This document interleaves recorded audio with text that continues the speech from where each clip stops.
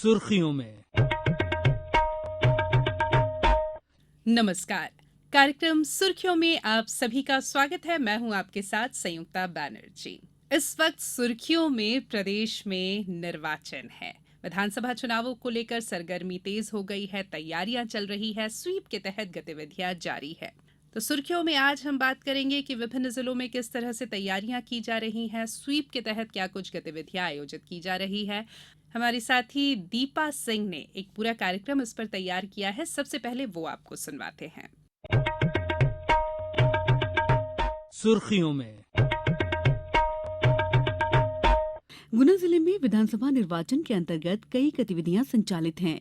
Collector और जिला निर्वाचन अधिकारी तरुण राठी के मार्गदर्शन में मतदान दलों का प्रशिक्षण शासकीय पीजी कॉलेज गुना, पॉलिटेक्निक कॉलेज राघौगढ़ और उत्कृष्ट विद्यालय वीनागंज में दिया जा रहा है। पेश है हमारे संवाददाता की खास रिपोर्ट। गुना जिले में विधानसभा निर्वाचन के अंतर्गत कई गतिविधियां संचालित है। कलेक्टर एवं जिला निर्वाचन अधिकारी श्री तरुण राठी के मार्गदर्शन में मतदान दलों का प्रशिक्षण शासकीय पीजी कॉलेज गुना, पॉलिटेक्निक कॉलेज राघौगढ़ और उत्कृष्ट विद्यालय बीनागंज में दिया जा रहा है। वहीं पिछले दिनों ईवीएम मशीनों के रैंडमाइजेशन का कार्य राजनीतिक दलों की उपस्थिति में कलेक्ट्रेट के सभाकक्ष में दिया गया। मतदाता जागरूकता से संबंधित स्वीप गतिविधियों की यदि बात की जाए तो जिले में प्रतिदिन निर्धारित कैलेंडर अनुसार कई आयोजन किए जा रहे हैं, जिनमें मतदाता जागरूकता रैली, मानव श्रृंखला, मतदान की शपथ, विद्यालय और महाविद्यालयों में भाषण, चित्रकला, रंगोली प्रतियोगिता, 18 वर्ष आयु वर्ग के नवीन मतदाताओं द्वारा मतदान की अपील कर स्वीप की गतिविधियां आयोजित की जा रही हैं। इसके साथ ही 50@230 अभियान के तहत गुना जिले में जिन स्थानों पर विगत निर्वाचन में मतदान का प्रतिशत कम रहा है, वहां जिला प्रशासन द्वारा ज़्यादा फोकस करते हुए मतदाता जागरूकता का विशेष अभियान चलाया जा रहा है। वहीं इस बार निर्वाचन आयोग द्वारा 80 वर्ष से अधिक बुजुर्ग और दिव्यांग मतदाताओं को घर से ही मतदान करने का नवाचार किया गया है, जिसके तहत जिले के 635 मतदाताओं द्वारा घर से ही मतदान करने की सहमति दी गई है। गुना जिले से रोहित गोस्वामी। विधानसभा आम निर्वाचन 2023 के तहत ग्वालियर जिले की 6 विधानसभा निर्वाचन क्षेत्रों में स्वतंत्र, निष्पक्ष और शांतिपूर्ण ढंग से चुनाव संपन्न कराने के मकसद से सभी तैयारियां सुचारू रूप से जारी हैं। हाल ही में चुनाव तैयारियों को लेकर कलेक्टर और जिला निर्वाचन अधिकारी अक्षय कुमार सिंह तथा वरिष्ठ पुलिस अधीक्षक राजेश चंदेल ने चुनावी तैयारियों की समीक्षा बैठक की। पेश है एक रिपोर्ट। बैठक में सेक्टर मजिस्ट्रेट व पुलिस अधिकारियों को निर्देश दिए गए कि वे संवेदनशील और अति संवेदनशील मतदान केंद्रों का सतत भ्रमण करें। साथ ही इन मतदान केंद्रों से जुड़े मतदाताओं को भरोसा दिलाएं कि वे निर्भीक होकर अपने मताधिकार का प्रयोग करें। कलेक्टर श्री सिंह ने इस दौरान मोबाइल फोन से अति संवेदनशील क्षेत्र में मतदाताओं से चर्चा की और साथ ही भरोसा दिलाया कि वे 17 नवंबर को निडर होकर वोट डालने जाएं। इस बैठक में जानकारी दी गई कि मतदान दलों को सामग्री का वितरण एमएलबी कॉलेज परिसर से किया जाएगा। बैठक में पोस्टर, बैलेट पेपर, दिव्यांग व बुजुर्ग मतदाताओं को घर से ही मतदान की सुविधा, सी विजिल पोर्टल पर दर्ज शिकायतों का निराकरण, कम्युनिकेशन प्लान सहित निर्वाचन से जुड़ी अन्य तैयारियों की भी समीक्षा की गई। विधानसभा निर्वाचन 2023 के दौरान आदर्श आचरण संहिता के उल्लंघन अथवा निर्वाचन संबंधी किसी भी प्रकार की शिकायत जिला निर्वाचन कंट्रोल रूम में सी विजिल ऐप के माध्यम से दर्ज कराई जा सकती है। गौरतलब है कि भारत निर्वाचन आयोग द्वारा सी विजिल ऑनलाइन ऐप शुरू किया गया है। ये कंट्रोल रूम 24 घंटे खुला रहेगा। सी विजिल ऐप पर फोटो अथवा वीडियो डालकर ऑनलाइन शिकायत दर्ज कराई जा सकती है। सी विजिल ऐप पर प्राप्त शिकायतों का निराकरण 100 मिनट की समयावधि के भीतर किया जाता है।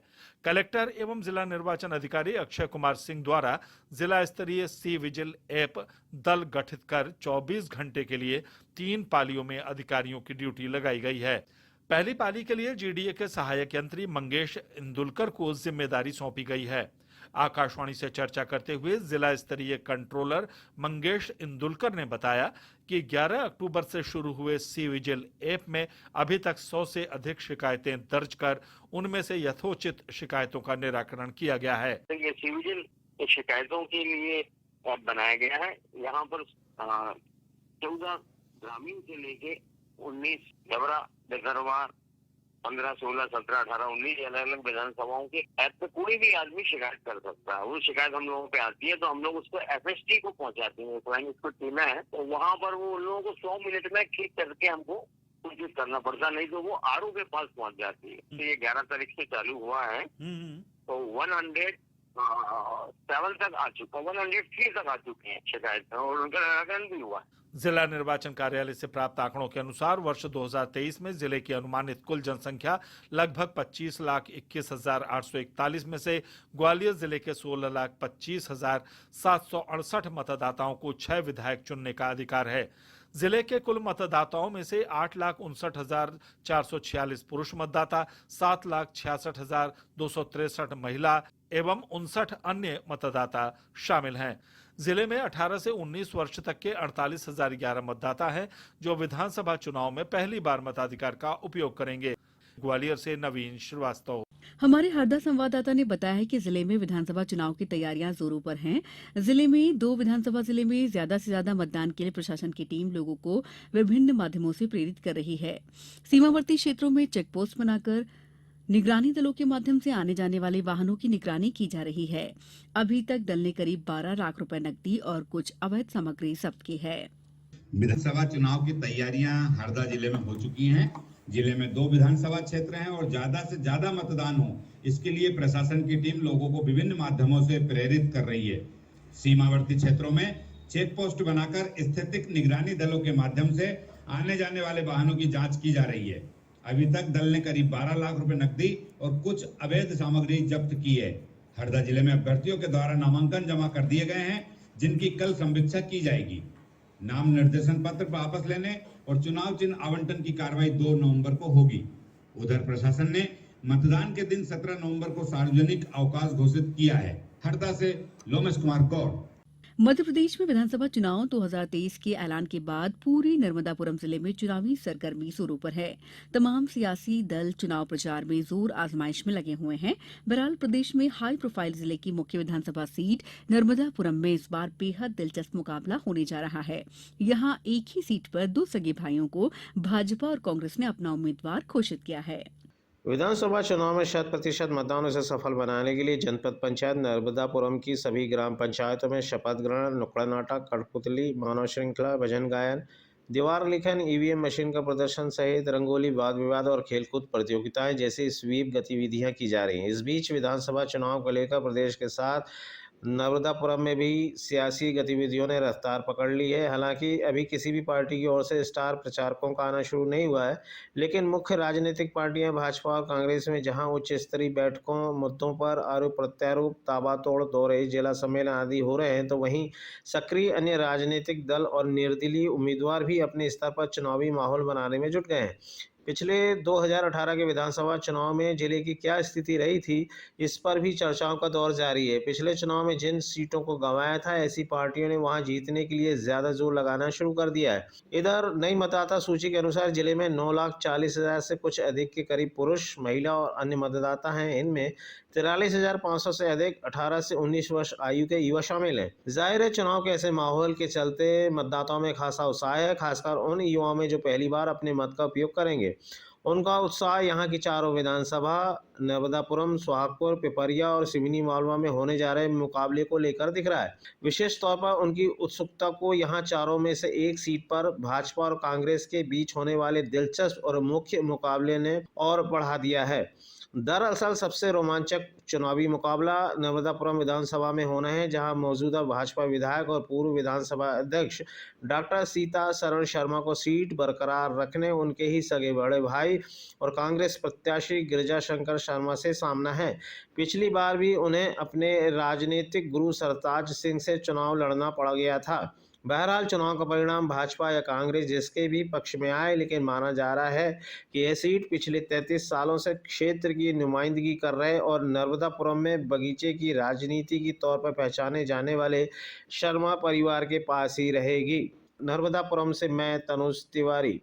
जबलपुर में विधानसभा चुनाव परवान चढ़ने लगा है। नाम निर्देशन पत्र जमा होने की अंतिम तिथि के बाद अब प्रत्याशियों का जनसंपर्क अभियान तेज हो चला है। हालांकि कुल कितने प्रत्याशी मैदान में रहेंगे, ये स्थिति नाम वापसी की तिथि यानी 2 नवंबर के बाद ही स्पष्ट हो पाएगी। और ब्यौरा दे रही हमारी जबलपुर संवाददाता सुरभि तिवारी। चुनाव की तिथि जैसे जैसे नजदीक आती जा रही है वैसे वैसे सभी दलों के प्रत्याशियों के जनसंपर्क अभियान तेज हो गया है। वहीं अपनी अपनी पार्टियों के प्रत्याशियों के पक्ष में चुनाव प्रचार करने सभी दलों के स्टार प्रचारकों के आने का सिलसिला भी शुरू हो गया है। मुख्य राजनीतिक दल कांग्रेस, भारतीय जनता पार्टी, आप और बहुजन समाज पार्टी समेत अनेक क्षेत्रीय दलों के स्टार प्रचारकों का आना शुरू हो गया है। हाल ही में भारतीय जनता पार्टी के केंद्रीय मंत्री अमित शाह ने जबलपुर पहुंचकर पार्टी के संभागीय कार्यकर्ताओं से मुलाकात कर नाराज नेताओं को मनाने के साथ ही डैमेज कंट्रोल करने को लेकर पार्टी कार्यकर्ताओं को सुझाव दिए।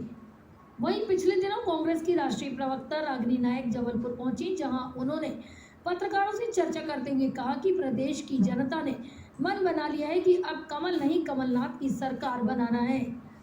इसी प्रकार अनेक राजनीतिक दलों ने भी अपने अपने स्टार प्रचारकों की सूची जारी कर दी है। जिला निर्वाचन कार्यालय से मिली जानकारी के अनुसार जिले में कुल 18,67,841 मतदाता हैं, जो जिले की 8 विधानसभा में प्रत्याशियों के भाग्य का फैसला करेंगे। वहीं जिले में 2120 मतदान केंद्र बनाए जा रहे हैं, जिनमें 471 मतदान केंद्र बेहद संवेदनशील हैं, जहां पुलिस ने पुख्ता इंतजाम के साथ सुरक्षा के विशेष इंतजामात किए हैं। वहीं संस्कारधानी में चुनाव के दौरान कई प्रकार के नवाचार भी किए जा रहे हैं, जैसे मतदान केंद्रों को इको फ्रेंडली बनाने कवायद की जा रही है। तो वहीं चुनाव में 80 वर्ष से अधिक और 40% से अधिक दिव्यांगों को घर से मतदान की सुविधा पोस्टल बैलेट के माध्यम से दी जा रही है। जिला निर्वाचन अधिकारी सौरभ सुमन ने बताया कि चुनाव में जिले की 8 विधानसभा क्षेत्र में 37,372 दिव्यांगों और 80 वर्ष से अधिक आयु के मतदाताओं को चिन्हित किया गया है। लगातार अभी की जा रही है। फिलहाल फॉर्म रिसीव किया जा रहा है, तो फॉर्म 12D रिसीव किया जा रहा है।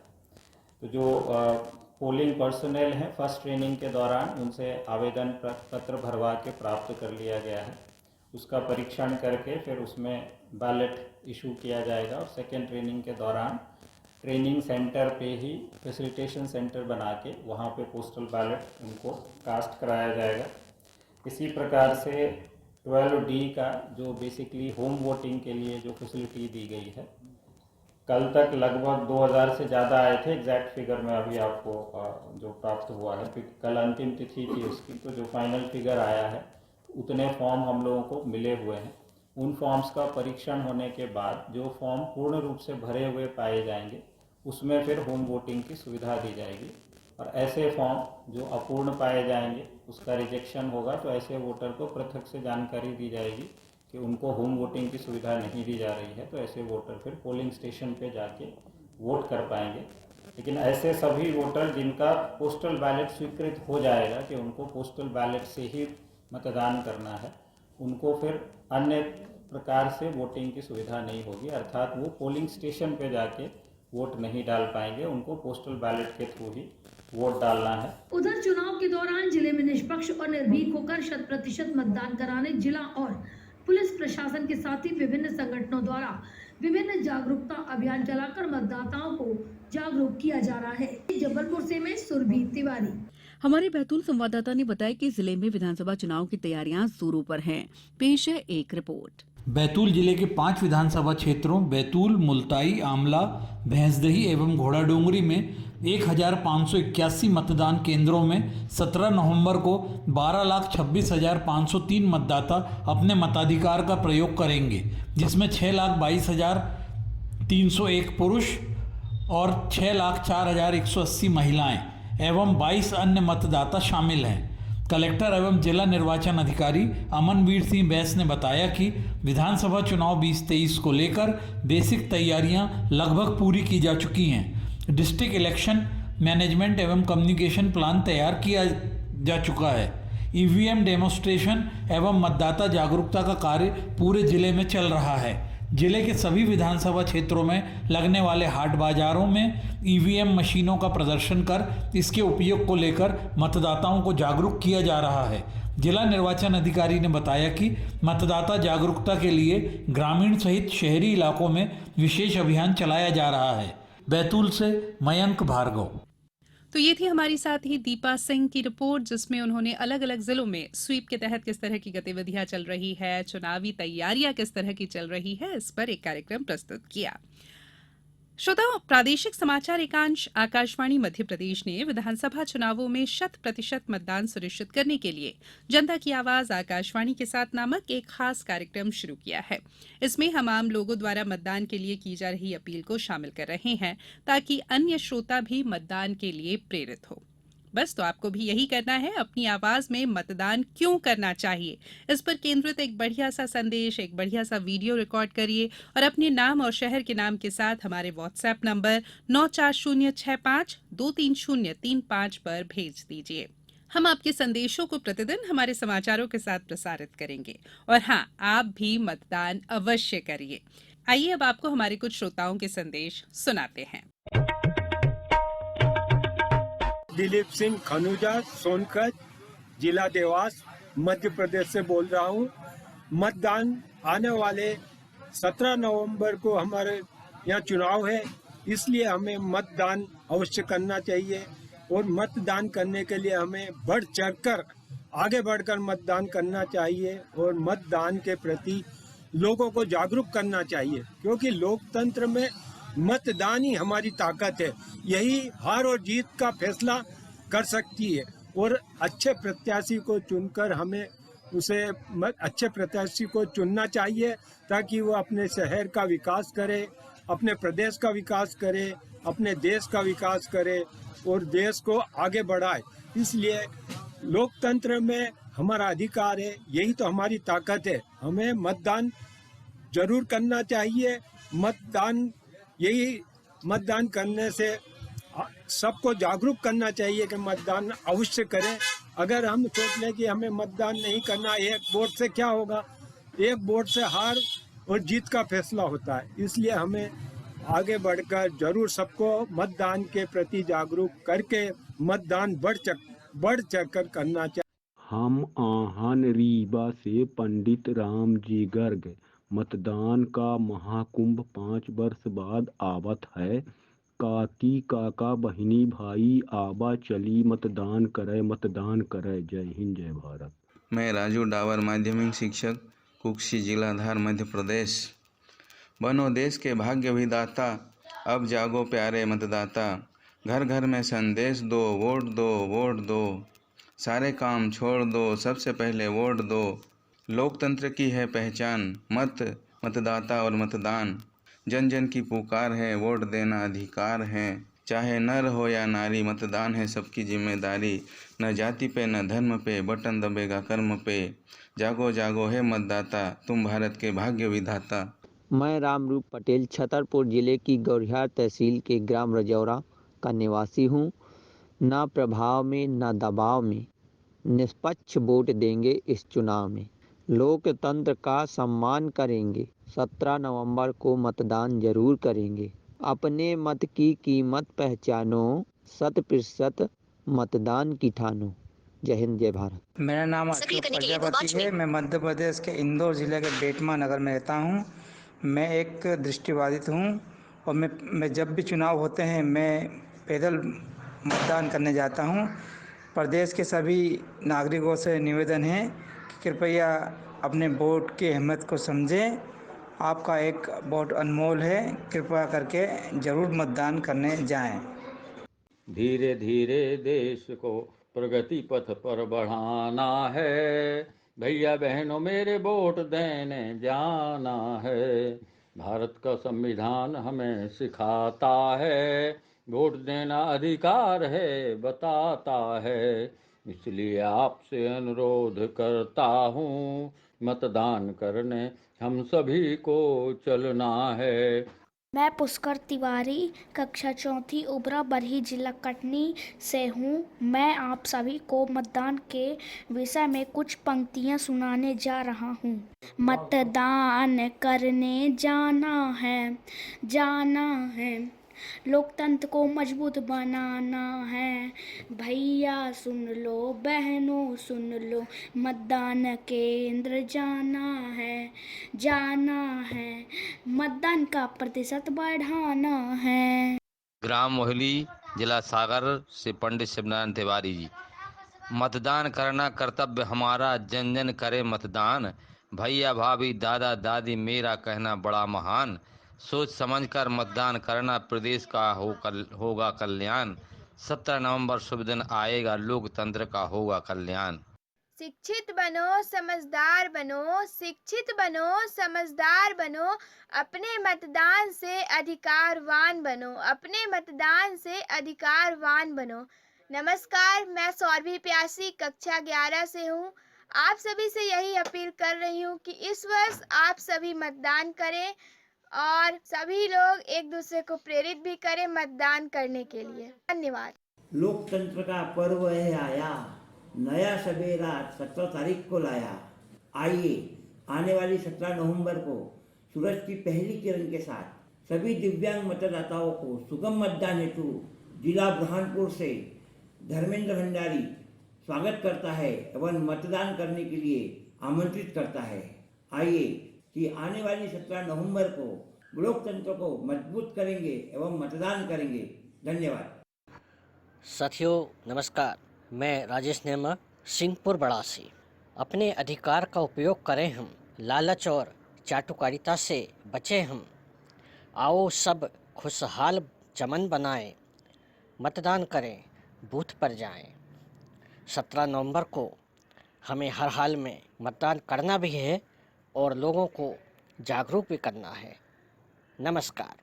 नमस्कार, मैं अश्विनी कुमार द्विवेदी, सतना, मध्य प्रदेश से। आकाशवाणी भोपाल के मतदाता जागरूकता अभियान के इस प्रशंसनीय और सराहनीय पहल की प्रेरणा से मैं भी अपनी कुछ पंक्तियां आपके समक्ष प्रस्तुत करना चाहूँगा कि यह लोकतंत्र का पर्व है, अवसर है भविष्य गढ़ने का, आलस्य त्याग कर भेद भुलाकर मुद्दों पे मतदान करने का।